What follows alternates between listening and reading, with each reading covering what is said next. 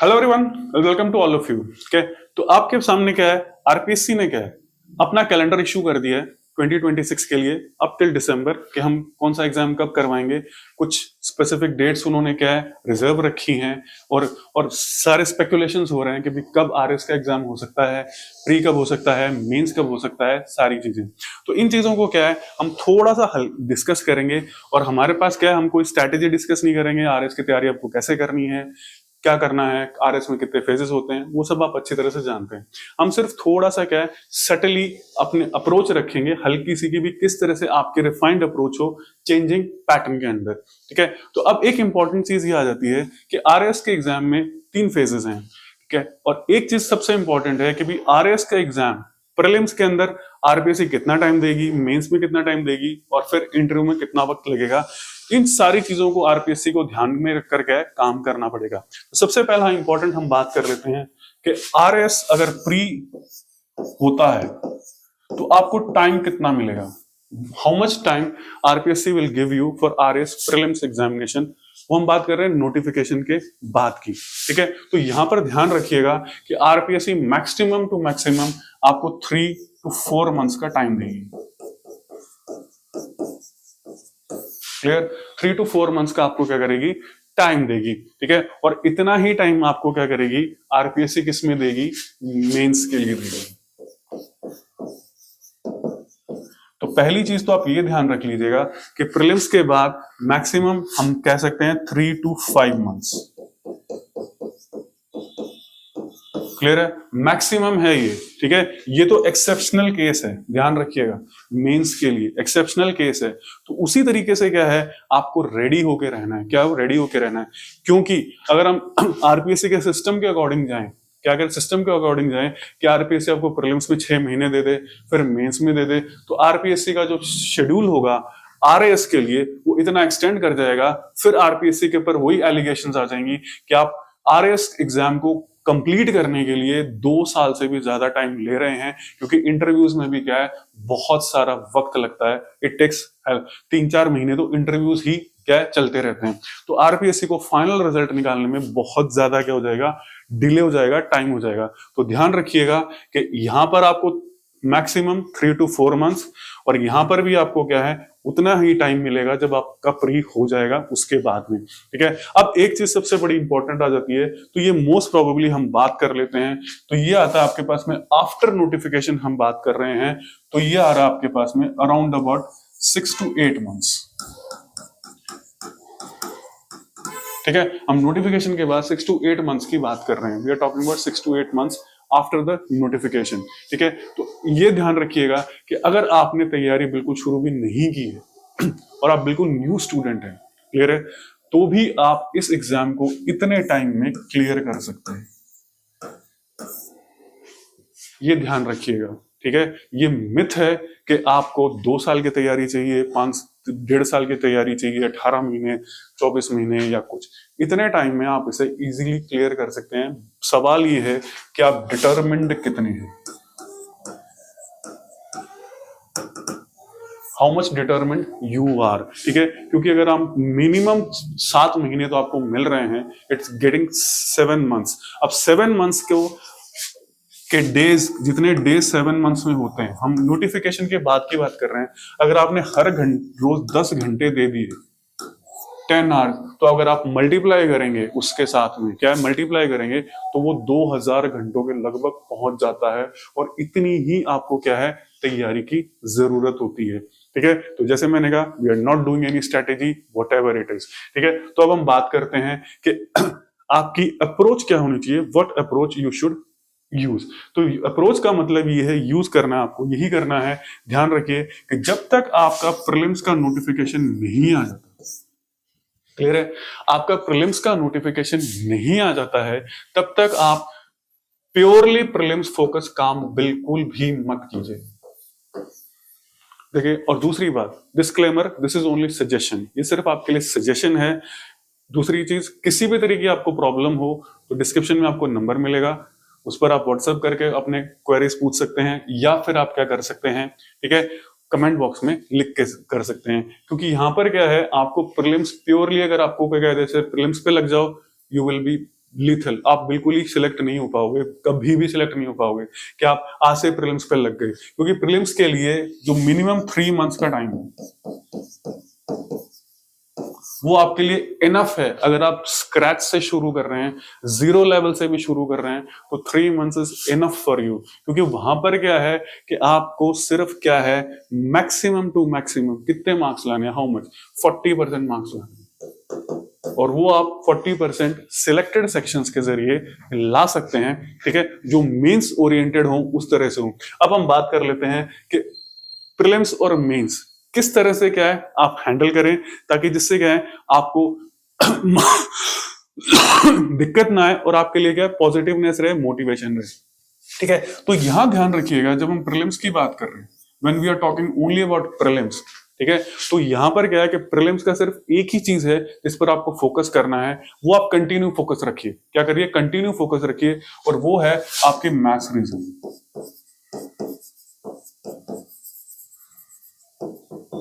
ठीक है, maths reasoning. अब आप डेडिकेटेड रहिए, डिटरमिन्ड रहिए कि मेरे को एटलीस्ट 10 से 20 क्वेश्चन,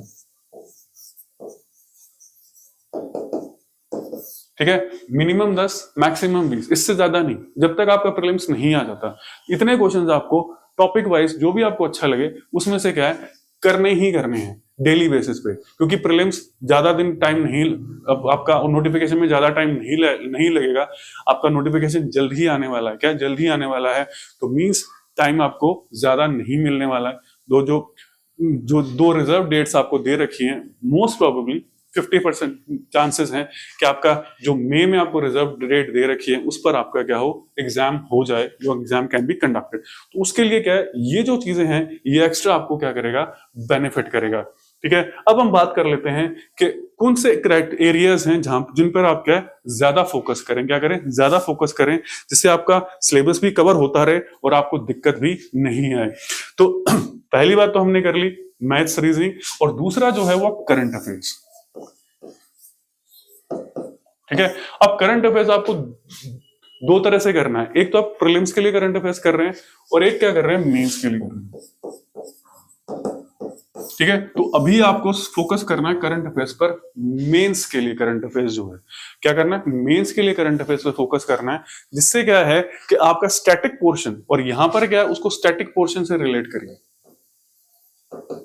स्टैटिक पोर्शन से रिलेट करके क्या है आप करंट अफेयर्स कीजिए, क्या कीजिए, करंट अफेयर्स कीजिए, और उस तरह से क्या है कि आपका करंट स्टैटिक भी होता रहेगा और आपका क्या रहेगा, करंट अफेयर्स भी क्या है होता रहेगा। तो पहला पॉइंट तो आपका ये आ जाता है। तो दो चीजें सबसे इंपॉर्टेंट चीज आ जाती है, और यहां पर क्या है जब हम करंट की बात करेंगे, करंट की बात करेंगे तो राजस्थान की जो इकोनॉमी है वो क्या है इसमें कंप्लीटली कवर हो जाती है, ठीक है। कोई रेयर केस में एक आधा क्वेश्चन कोई रहे तो रहे, बाकी बिल्कुल भी नहीं रहता है, तो ये क्या हो जाती है, कवर हो जाती है। एक इंपॉर्टेंट पॉइंट ये होता है, अब एक इंपॉर्टेंट पॉइंट ये है कि इकोनॉमिक सर्वे, इकोनॉमिक्स इसको सर्वे कह देते हैं, पर ये क्या है, इकोनॉमिक रिव्यू है, जो राजस्थान गवर्नमेंट निकालती है वो रिव्यू नाम से निकालती है, और सेंट्रल गवर्नमेंट, यूनियन गवर्नमेंट निकालती है वो सर्वे के नाम से निकालती है, ठीक है। तो अब यह ध्यान रखिएगा कि जो रिव्यू अभी आपके पास अवेलेबल है उसको आपको बिल्कुल नहीं पढ़ना है, खास करके जब आप आरएस की तैयारी कर रहे हैं क्या कर रहे हैं, आरएस की तैयारी कर रहे हैं, तो इस रिव्यू को आपको हैंडल नहीं करना है, इसे आप छोड़ सकते हैं, you can drop it, clear है, ठीक है। क्यों, क्योंकि जो नया रिव्यू आएगा, क्या है, नया रिव्यू आएगा उसमें आपको ज्यादा पढ़ने की जरूरत नहीं पड़ेगी, क्योंकि मोस्टली जितना भी रिव्यू होगा, ठीक है, अगर आप करंट को अच्छी तरह से कर रहे हैं, क्या कर रहे हैं, करंट को अच्छी तरह से कर रहे हैं, तो मोस्टली जो रिव्यू होगा आपका, ठीक है, जो रिव्यू में लिखा हुआ होगा वो ऑलरेडी आप करंट में क्या होंगे, कर चुके होंगे, तो नहीं, ये आपको करने की फिलहाल जरूरत नहीं है। जो मोस्टली केसेस में आप सारी चीजें क्या कर लेंगे, करंट में कर ही लेंगे, जो रिव्यू के अंदर आएगा, क्या आएगा, रिव्यू के अंदर आएगा, और बाकी जो 20-25% रिव्यू बचता है, क्या है, इकोनॉमिक रिव्यू बचता है, तो आप नए इकोनॉमिक रिव्यू से क्या है उसको कवर अप कर सकते हैं। यहां पर टाइम वेस्ट करने का कोई यूटिलिटी नहीं है, यूटिलाइजेशन नहीं है, ये रिव्यू आपके किसी भी काम आने वाला नहीं है, क्योंकि नया रिव्यू आपके पास फरवरी मिड में आ जाएगा, और वो रिव्यू कवर करेगा पिछले एक साल का पूरा जो गवर्नमेंट ने किया है, नई स्कीम्स बनाई हैं, नई पॉलिसीज लॉन्च की हैं, नए डेटा हैं और हैं, सारी चीजें हैं, वो सारी की सारी आप करंट में क्या है 70 to 80% क्या है वो ऑलरेडी आप करंट में कर चुके होंगे। ठीक है, तो इसलिए रिव्यू से डरने की आपको बिल्कुल भी जरूरत नहीं है। क्या है, रिव्यू से डरने की बिल्कुल भी जरूरत नहीं है। बस रिव्यू में जो स्पेसिफिक डेटा होंगे उससे रिलेटेड, बस वो आपको वही क्या है उस आपकी चीज के साथ क्या करने पड़ेंगे, ऐड करने पड़ेंगे, दैट्स ऑल। और रिव्यू आपको बिल्कुल नहीं डराएगा अगर आप करंट को क्या अच्छी तरीके से कर लेते हैं जिस लेवल पे आपको करने की जरूरत है with related to static portion. ठीक है, अब बात कर लेते हैं एक दूसरे पोर्शन की, तो वो है पॉलिटी। ठीक है, पॉलिटी आपके लिए दोनों इंपॉर्टेंट है, इंडियन और राजस्थान की पॉलिटी। क्लियर है, इंडियन पॉलिटी और राजस्थान की जो पॉलिटी है वो आपके लिए क्या दोनों इंपॉर्टेंट हैं। क्लियर है, तो ये दोनों पॉलिटीज आपको अच्छी तरह से करनी है, डिटेल में करनी है। अब ये पॉलिटी भी आपको मैं बता दूं, आपको दो तरह से करनी है, एक प्रीलिम्स के लिए और एक मेंस के लिए। ठीक है, प्रीलिम्स के लिए एक, मेंस के लिए, और दोनों तरीके से क्या आपको अलग तरीके से दोनों तरीके से आपको पॉलिटी करनी है।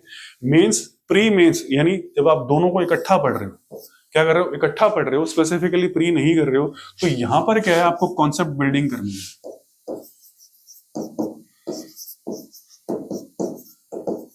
क्लियर है, आपको क्या करना है, कॉन्सेप्ट बिल्डिंग करनी है, पॉलिटी के कॉन्सेप्ट्स को क्या है अच्छी तरीके से क्या है करने हैं। जैसे मान लीजिए जुडिशियल रिव्यू है, उसको बिल्कुल अच्छी तरह से समझना है, जैसा वीडियो में आपको ऑलरेडी दे रखा है चैनल के ऊपर। इसी तरीके से जुडिशियल एक्टिविज्म क्या होता है, आपको कॉन्सेप्चुअली क्या अच्छी तरह से पढ़ना है। और दूसरा क्या है कि आपको क्या फैक्चुअली भी काम करना पड़ेगा।